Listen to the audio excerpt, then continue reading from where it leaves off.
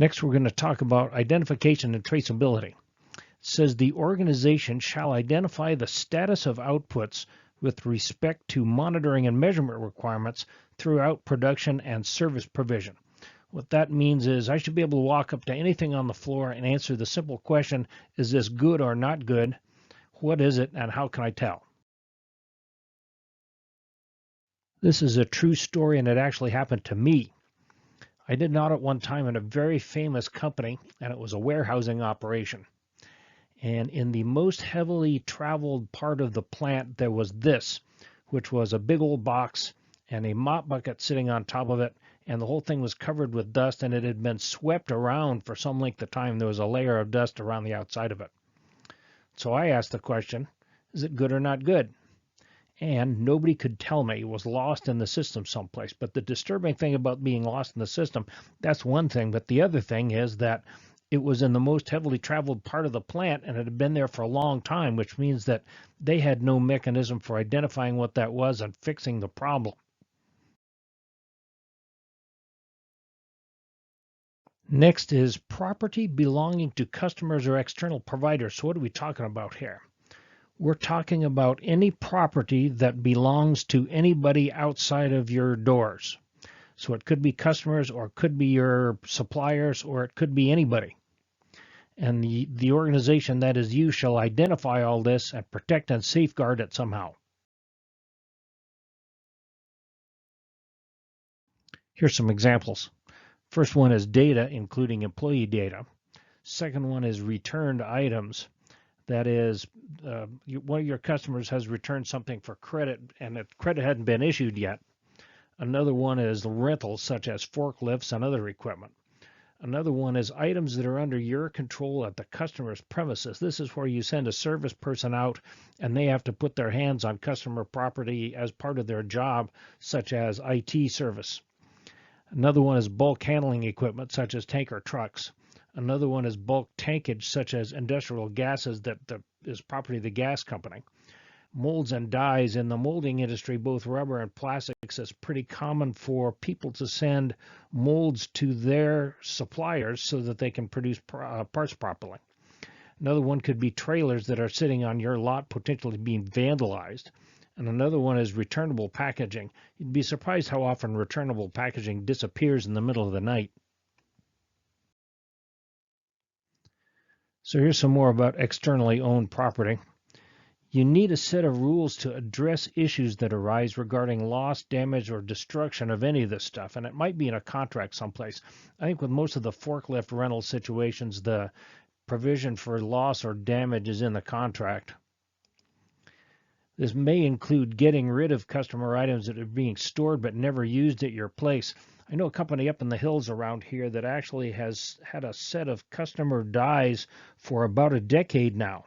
Customer sent them in. They are storing them carefully, but the customer never did get back with them and tell them what to do with them after some length of time. So what I'm throwing out to you is the idea that you should make this finite and not make it open-ended.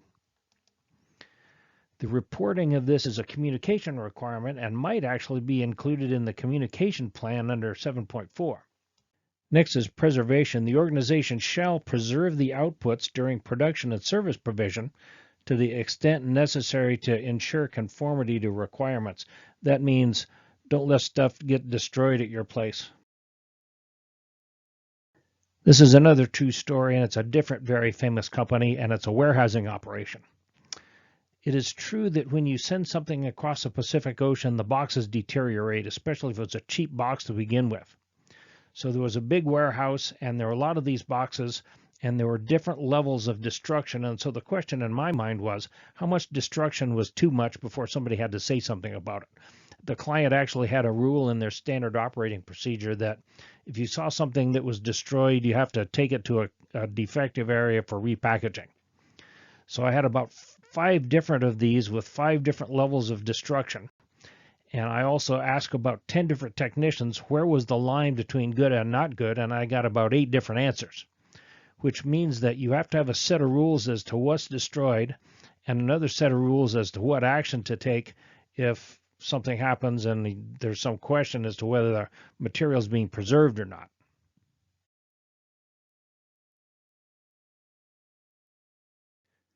Preservation is about your inventory control function, if any.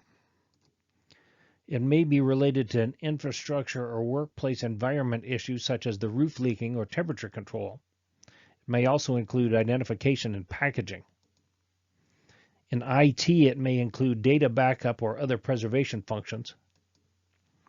And as a side note, a nonconformance in this area may be written against either preservation or environment, depending on what the auditor thinks fits best. Next is post-delivery activities.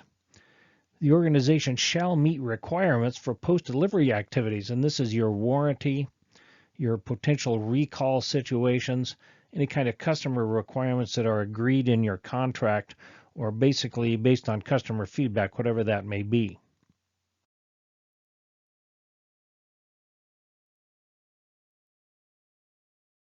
A lot of companies in the mid part of the supply chain have no post-delivery activities. For example, custom fabricators who aren't responsible for design. They're only responsible for the part being right when it reaches the customer's loading dock. If you offer service as a post-delivery function, that's often part of the sales agreement. This is a prime candidate for being non-applicable if the organization has no responsibility for the functionality of the product, that is to say, has no design process. Here's an example of how to do risk assessment as it applies to issuing warranty. These people have offered me a limited lifetime warranty for this AC control module for a 2012 Ford Fusion. Now, this is a 10-year-old car. So what they've done is a calculation. They know how long a 2012 Ford Fusion is going to last. And they are well aware that chances are that car is going to die before the AC control module dies. So they've adjusted the price accordingly and done me the big favor of issuing a limited lifetime warranty as a sales tool to get me to buy this thing. Little do they know I'm keeping this car forever and I'm going to live forever.